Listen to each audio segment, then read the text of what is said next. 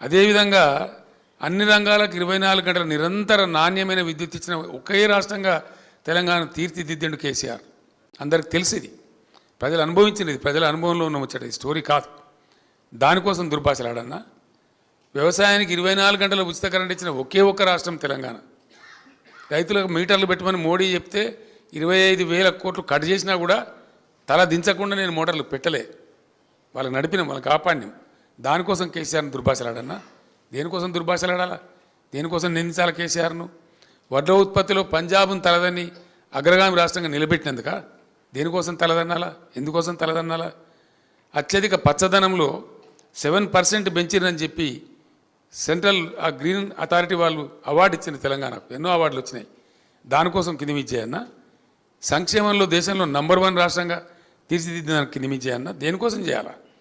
ఎక్కడ ఎవడు దిక్కులేక, అసలు గతి లేక, ఇంకెక్కడ తెలంగాణ అనుకొని ఎక్కడోడక్కడ పండుకున్న టైంలో నేను ఒక్కనిగా బయలుదేరి 14 సంవత్సరాలు అవిశ్రాంత పోరాటం చేసి అనేక అవమానాలు భరించి ఈ జాతిని విముక్తం చేసి రాష్ట్రం నుంచి విడదీసి ప్రత్యేక రాష్ట్రం ఏర్పాటు చేయించి ఇన్ని రంగాలలో ఇంత అద్భుతమైనటువంటి పరిస్థితికి తెలంగాణ తీసుకొని పోతే ఆ తెచ్చిన వ్యక్తిని తిడతా ఉంటే తెలంగాణ సమాజానికి దుఃఖం కలగదా?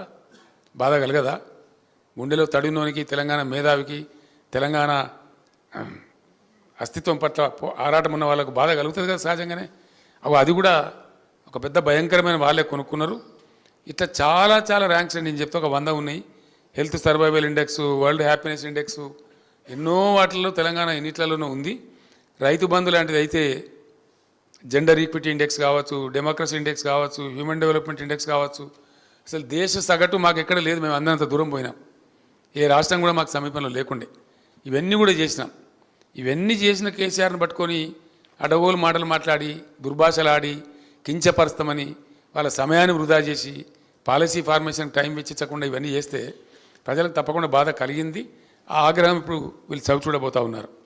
ఇక భారతీయ జనతా పార్టీ మరొక పార్టీ. అది సరే. అయితే ఇప్పుడు భారతీయ జనతా పార్టీ గోబెల్స్ అంటూ బతికుంటే పాపం వాడు సిగ్గుకు చచ్చిపోతుండే. అంత భయంకరమైన గోబెల్స్ ప్రచారం చేస్తుంది భారతీయ జనతా పార్టీ. ఎంత దారుణం అంటే అబ్కీ బార్ 400 పార్.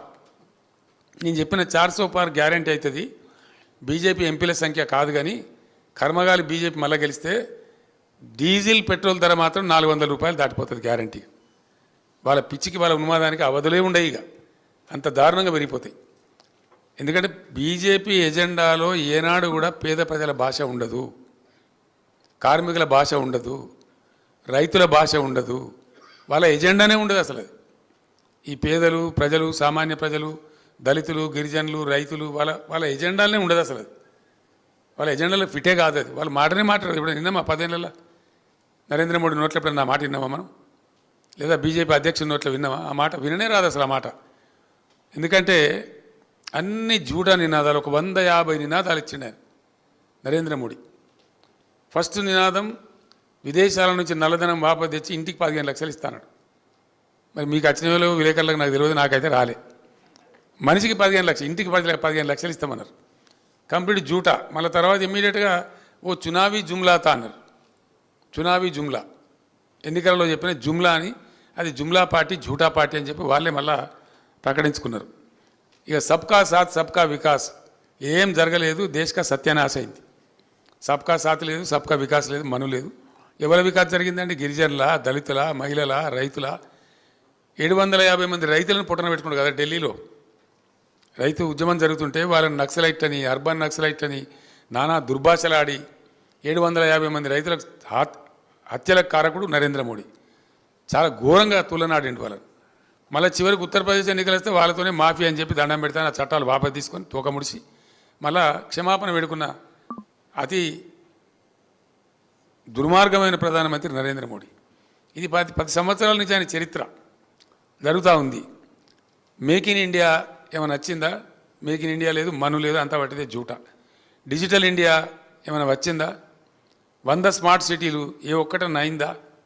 అట్లనే స్కిల్ ఇండియా ఏమి అంత బట్టి ఇటువంటి ఒక 150 కథలు అన్ని బట్టి డైలాగులు, ఊకదంపుడు ముచ్చట్లు తప్ప. ఇక రైతుల ఆదాయం రెట్టింపు చేస్తామన్నాడు. వాళ్ళు చచ్చిపోతూ ఉన్నారు, వాళ్ళని జావ కొడుతున్నారు. 2 కోట్ల ఉద్యోగాలు ప్రతి సంవత్సరానికి ఇస్తామన్నారు. ఇలా 30 లక్షల ఖాళీలు కేంద్ర ప్రభుత్వంలో. అది భయంకరమైన విషయం. బుల్లెట్ ట్రైన్ అన్నాడు, అది రాలేదు, మను రాలేదు. స్వామినాథన్ సిఫార్సులు అన్నాడు, అది కాలేదు. అంతా వాటిది గ్యాస్. నరేంద్ర మోడీ 10 ఏళ్ల కాలం అంతా ట్రాషు గ్యాస్ తప్ప ఏ ఒక్క వర్గం ప్రజలకు కూడా ఏ మేలు జరగలే. ఇక పోతే ఘోరాతి ఘోరంగా ఆయన వైఫల్యం ఏంటంటే GDP growth, countries GDP growth 2004-14 మధ్య 6.8 ఉండేనండి growth. GDP, national GDP growth was 6.8%. ఘనత వహించిన విశ్వగురువు గారి కాలంలో 5.8కి వచ్చింది. ఈ దేశం ముందరికి పోయినట్ట వెనకకు పోయినట్ట? దయచేసి మీరు అందరు రాయాలి, ప్రజలకు తెలియాలి ఈ సంగతి. నేను మీ అందరిని రిక్వెస్ట్ చేస్తూ ఉన్నా. లైవ్ పోతా ఉంది నాకు తెలుసు, but still I request all the print media to kindly highlight these things so that ప్రజలకు తెలిసే న్యాయం జరుగుతుంది, వాళ్ళు నిర్ణయం తీసుకుంటారు. 14కు ముందు అంటే నరేంద్ర మోడీ గారికి ముందు 6.8% ఉన్నటువంటి జీడీపీ గ్రోత్ రేటు 6.8%. 14-24 మోడీ గారు 10 ఏళ్ల కాలంలో